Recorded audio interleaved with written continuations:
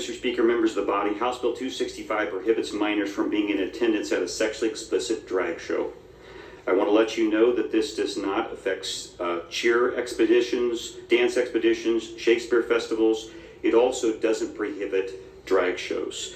It does not prohibit sexually explicit drag shows. All it does is say that if they're going to be sexually explicit, minors cannot be in attendance. Interestingly enough, Mr. Speaker, when this bill was brought before our committee, we had a number of drag show contestants that perform at these events that testified to the committee that they, in their opinion, did not believe that children should be present. So, Mr. Speaker, I do not intend to stand for any questions on this issue. It's pretty obvious that children have no business in being this kind of environment. I ask for your green light. Thank you. Thank you, gentlemen. For the motions, further debate on the motion. Hearing none. Good lady from 18. Thank you, Mr. Speaker, for a question. Would the sponsor yield to a question? The gentleman yield. Mr. Speaker, in my opening, I said this is such an obvious issue that I'm not going to stand for questions. Well, I guess the gentleman refuses for question. Good lady from 18. Okay, well, thank you, Mr. Speaker, to debate the bill. Good lady has the floor. Thank you very much, Mr. Speaker. I guess I would contest some of the assertions made in the presentation here. But going over this bill, I felt a little bit like I was back in law school taking an issue spotting exam where they give you one of those hypotheticals and you have to, spot the 16 reasons why this might be unconstitutional. I think this would lend itself very well to a future law school exam if any law school professors out there are listening. But to begin with, I'm just going to go on some of them. But the First Amendment, I think we got a real First Amendment problem here. A statute is per se constitutionally overbroad, unconstitutionally overbroad, if it extends to activities that are presumptively protected by the First Amendment. Obscenity is not protected, but I think it's important to note that this proposed bill goes so far beyond obscenity. Obscenity has been well understood for decades to be not a First Amendment protected activity. Obscenity is already illegal in Idaho. This bill is seeking to go far, far, far beyond any constitutional, legally understood concept of obscenity. This bill goes after, and I'm using language from the bill, sexually provocative dances or gestures performed with accessories that exaggerate male or female primary or secondary sexual characteristics. Contrary to what the good gentleman said, this language on its face could cover cheerleading routines. It could cover performances of musicals like Grease or Rent or any number of mainstream shows that we've all seen, Les Mis. It could cover Lady Gaga and Madonna concerts. It could cover high school dance troupes, jazz routines, hip-hop routines. I'm going to break it down a little bit. Let's look at the language of sexually provocative. Highly, highly subjective. If you ask 50 people what is sexually provocative, I think you will get 50 different answers. Dance moves involving hip wiggling or pelvic thrusts. Again, an Elvis impersonator, I think, would pretty clearly fall within the bounds of something that people could call sexually provocative. Most standard dance moves that you would see at a concert or a show would be characterized, or could be characterized easily as sexually provocative. Accessories that exaggerate male or female primary or secondary sexual characteristics. Again, this is hardly a legal term of art. I have not found anybody who can give me a clean read of what a secondary sexual characteristic is. They're the body parts, I guess, genitalia. We're clearly going far beyond that. But this could be lots of things. This could be a bra, a padded bra, a tight shirt that accentuates musculature, leggings that accentuate musculature. There are any number of things that a person could say is an accessory that accentuates a secondary sexual characteristic or even a primary. So essentially this section covers an almost infinite array of First Amendment protected mainstream activity. And we are basically creating something that could prohibit the entire world almost of performing arts. So let's look at what the supposed safety catch here is as to why we're not just banning all performances. It's this community standards language, right? It's the language that says it has to be patently offensive to an average person applying contemporary community standards in the adult community. This is totally subjective, and this is clear. There's Idaho case law on this. This is in the eye of the jury. It is the jury that decides what is violative of this. Now, to be clear, this standard has never been found to be constitutionally applied in anything but an obscenity context, which this is not. But there was actually a case once where the same movie was ruled on in two different cases in the same courthouse in the same town, and in one case it was found obscene, and 2 weeks later it was found not obscene. That is how subjective it is. It is entirely in the hands of that jury that day on what they determine is obscene. Now again, we're not talking about obscenity here. We're talking about what somebody thinks is sexually provocative in a way that is offensive to the community. This is as subjective could be. Nobody in this room can possibly predict how this will play out. Moreover, nobody in this room can possibly predict, because it's a civil enforcement mechanism, how a plaintiff's attorney would choose to bring a case on this. And again, if I didn't know better, I would think this bill was brought by the plaintiff's bar, because it opens such an infinite array of civil litigation here. Anybody who goes to a show and any enterprising plaintiff's lawyer can say, you know what, I think I saw somebody wiggling their pelvis a bit, there were some kids in the audience, I see big money, I could get $10 million out of this case. So really, I don't think anybody in this room, including myself, can predict how this would ever be applied in terms of who would think what is sexually productive, who would think is a forbidden accessory, who is going to be the arbiter of what community standards are in terms of what's offensive. It is whoever happened to get the phone call to be on the jury that day. That is to whom we are going to be entrusting our First Amendment rights. So this is extremely concerning. I don't think as a ban, and again, I think it also raises Fifth Amendment concerns, because you've got a due process problem where you're exposing people to this kind of a threat without any clear understanding of what activity is actually being banned. But the interesting thing here is that it's not a ban. Well, at least the first part of the bill is not a ban. It's a civil enforcement mechanism. And I want to talk about that for a second, because this has been the vogue sweeping the nation ever since Texas passed its abortion bounty law back when Roe v. Wade was still in effect and they couldn't ban abortion. And so they said, haha, we won't ban it. We will just create a civil bounty vigilante provision where any family member can sue for $10,000. And that way we're not really banning it. We're just opening it up to vigilantes out there in the public who want to bring civil actions. And of course, Idaho followed suit. To be clear, this little end run around civil liberties has not been blessed by the Supreme Court. They've declined to take that case out of Texas, but they have not said you can just run roughshod over First Amendment, Fifth Amendment rights as long as you call it a civil enforcement mechanism instead of an actual ban. And let's talk about that in the context of other laws. Let's say we said something saying, well, we're not going to ban your right to practice your religion. We're just going to say that anybody who sees you walking into church can sue you for $10,000. We're not going to ban your ability to own guns. We're just going to say that anybody who sees you with a gun can sue you for $10,000. There is no way that our founding fathers intended to create a loophole to the Bill of Rights that you could drive 10 trucks through. This is not going to hold up. When this gets addressed square on by the Supreme Court, this will be stricken down. There is no way you can just freely abridge basic constitutional rights by calling it a civil action instead of an outright ban. So I think this is not the magic dust that people think it is in terms of being able to ban things you can't ban. So ultimately, I don't see this bill making it in a legal framework. But let's just say it did. We have a Supreme Court right now that has shown a willingness to, overturn sometimes decades-long precedents. So let's say they say, fine, you can do this, it's legal. So that gets us to the next question of, is it a good idea? It is not. This is a terrible idea. This bill spells death to our performing arts industry because, and they are terrified. They are pulling together some advocacy, and I think we'll be hearing from them more in upcoming weeks. They don't see how they will be able to function. We will not be able to get visiting Broadway shows. We will not be able to get ballets and opera and all these things because the risk is far too great. Let me tell you, as a lawyer who's practiced in the private sector for 26 years, what this looks like. So let's say they're thinking about coming here. They want to put on a show of Grease. And we know Grease, the John Travolta character, is going to be in a tight jacket. People are going to be wiggling. There's some pelvic thrusting in the dancing. Clearly things that somebody could say sexually provocative. And an enterprising plaintiff lawyer could certainly say that there's, sexy attire. Or maybe the Olivia Newton-John character is going to be wearing a padded bra. Who knows what. So there's certainly a possibility that somebody could come out and bring a lawsuit for millions and millions of dollars for all of the minors that were in the audience.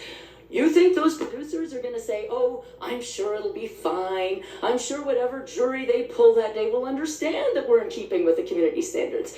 That is not how the world works. They're not going to take a flyer and expose a risk of millions and millions of dollars on the hopes that a reasonable jury is picked that day. Their insurers are going to say, forget it. We're not insuring you to perform in Idaho.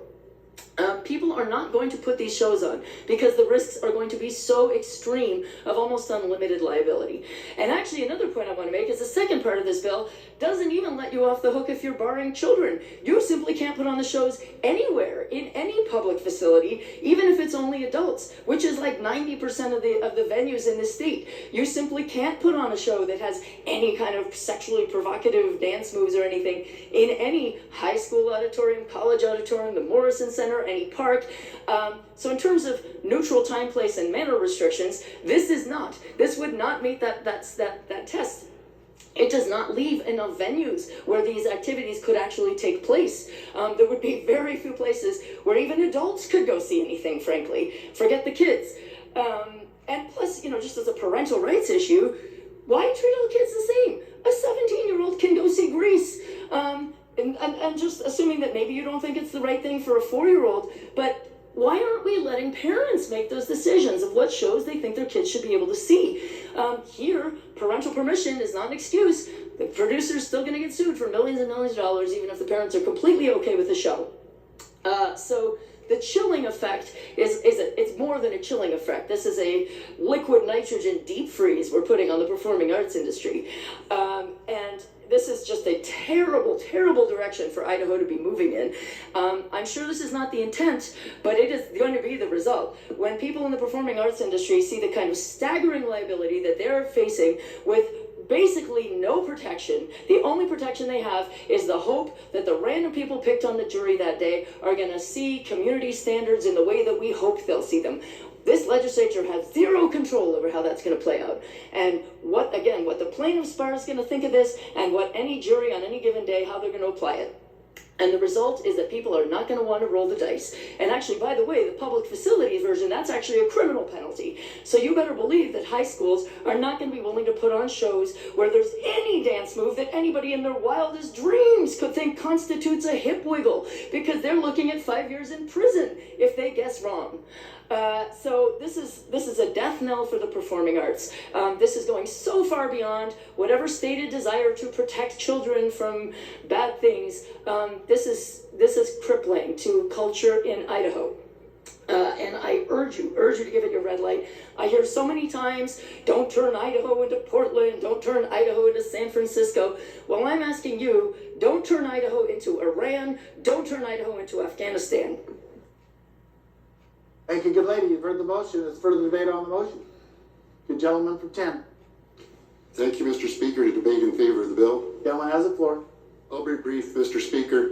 By history, as a young man right out of law school, I got the case at the prosecutor's office nobody else wanted. It was to prosecute one of the dirty bookstores in town. So I had the first obscenity conviction, and it's very complicated law in the state of Idaho. This bill, I believe, in my opinion, will pass constitutional muster. We have the right to regulate time, place, and manner regulations on certain speech and acts. Really, this is simply a protect the children from perverts bill, and I hope you'll give it the green light. Thank you, gentleman 10. There's further debate on the motion. Good gentleman 28. Mr. Speaker, debate the bill. Gentleman has the floor. I was going to ask the sponsor a question, but since he won't take a question, I'm going to debate the bill. I'm just going to bring up some concerns that I've seen with this bill, is that it's painting everything with such a broad brush that when I served on the school board, we had constituents that would come in and complain about the cheerleader routine or the dance team routine. And I could see where this would spill over into that and could cause problems. I also would like to understand why it's a 4-year period that he can bring a civil penalty. That seems awful long. If someone can remember something in 4 years to bring a suit, it just doesn't seem to make sense to me, so I will be voting and urge you to vote against this bill. Thank you, gentlemen. Further debate. Is there further debate on the motion? Hearing none. Good gentleman 17. Thank you, Mr. Speaker, to debate the bill. Gentleman has the floor. In addition to the points that were made by the good lady from 19, just want to point out that there is an attorney's fee award provision in line 1 through 3, but it only applies to the plaintiff. The plaintiff gets reasonable attorney's fees, but there's nothing about a defendant getting attorney's fees. So once again, you have a huge fee-shifting provision in a statute, which can penalize the only one side, and that's may cost $30,000, $40,000, $50,000, whatever. And then the other side, they don't get anything if they lose, if they win. They don't get any. So that's another reason to vote against this bill. Thank you, good gentlemen. Further debate on the motion, good gentleman from 3. Thank you, Mr. Speaker. I just want to point out to the body that some of the concerns that are raised are failing to take into account the discretion of the judge. When a case is brought before an individual that with legal training, there's always going to be a question of whether or not there was some intent or some lascivious content, and it's important to recognize that even in between lawyers considering bringing a case before a judge, they're going to discuss, was this cheerleading situation risque? Was it sufficient to bring or to bring into the action within the purview of the statute? In some places, there's still common sense. And hopefully, individuals that are reviewing the acts that are of concern here are going to exercise that common sense and be reasonable and make a determination even before a judge sees that this cheerleading thing is not what was within the purview of what we're trying to address here. So remember, discretion is essential with the arbiter, and let's look at it in the sense of, gee, we could have a law question on this and just throw out as much stuff as we want, or we can look at what's practical and what's reasonable. And what we're trying to do here is protect children from lascivious, without going too far into it, conduct. Thank you, Mr. Speaker. Thank you, gentlemen. Further debate? Hearing none. Lady, first you rise. Thank you, Mr. Speaker, for debating a second time. Is there anybody who wishes to debate for the first time? Hearing none, good lady has the floor. Thank you, Mr. Speaker. I just wanted to briefly respond to the point that was just made in connection with judicial discretion. First of all, the point here is that it's actually the jury, not the judge, who is setting the community standard in their deliberations. But I think the key word in what the gentleman just said is hopefully, common sense will be used. Maybe. Let's hope for the best.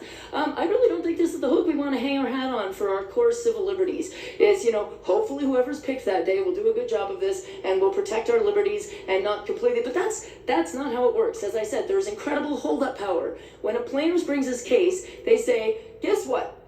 I have a potential of $8 million in claims against you because of all the minors in the audience that day. There was clearly hip wiggling going on in the show. They were wearing a padded bra. Maybe you'll get lucky. Maybe there will be a reasonable jury that day. Maybe you won't get lucky. Tell you what, how about you cut me a check for $500,000 and we'll cut it even. That is the way the world works. That is the way the litigation world works. Is people settle because they don't want to take the uncertainty. And we're creating vast hold-up power in litigation by opening up this infinite sphere of litigation to anybody who wants to bring a case, and to think that we have enough of a safety valve by just hoping the day we get into jury that common sense will be exercised. The chilling effect will never even get to the jury level because people will either settle, or what I'm saying is going to happen is the shows just won't happen in the first place because nobody wants to roll the dice on a bill that big. Thank you, good ladies. Further debate for the second time. Hearing none, will the good gentleman 13 care to close the debate? Thank you, Mr. Speaker, to talk about a couple of items that were brought up in debate. A good gentleman from 28 asked, why 4 years? Normal statute of limitation on this type of action is 2 years for adults, 6 years for children. We decided to move it to 4 years, back to 4 years. So we kind of tried to make sure that we brought that in line with where the statute is. Again, it's normally 6 years for kids. We said, let's just make it 4 years. Good lady from 18 brought up several points, and I'm going to try to tackle a couple of those points. One of those that she brought up in both items, both times that she debated today, was this idea that it could be, I think she said $10 million in her first debate, and she said $500,000 in her second debate. but I don't think she read the language of the bill, which on page 1, line 38 says $10,000 in statutory damages. I'm not an attorney, but I can read how much the damages can be capped at. Mr. Speaker, like I said in my opening, every single drag queen that testified against this legislation, there was 3 of them that I asked, do you think children should be exposed to sexually explicit drag shows? All 3 of them said no. These are the people that perform these shows, and they don't think that our children should have any business being exposed to these type of shows. Mr. Speaker, this is extremely straightforward. If you agree with me and you believe that our children should not be exposed to sexually explicit drag shows, I'd ask for your green light. Thank you. Thank you, gentlemen. Debate is closed. Question is, House Bill 265 pass the House.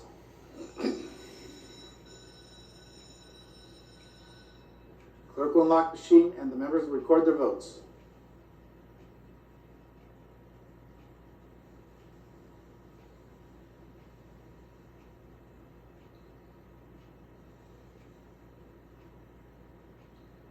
Has every member voted?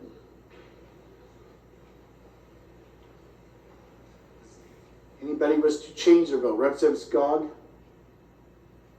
Representative Skog? Does anybody wish to change their vote? Clerk will lock the machine and record the roll. 48 ayes, 21 nays, 1 absent and excused, majority having voted in favor of House Bill 265. House Bill 265 has passed the House. Is there a correction to title? No correction to title. Hearing none, the title is approved. The bill will be transmitted to the Senate.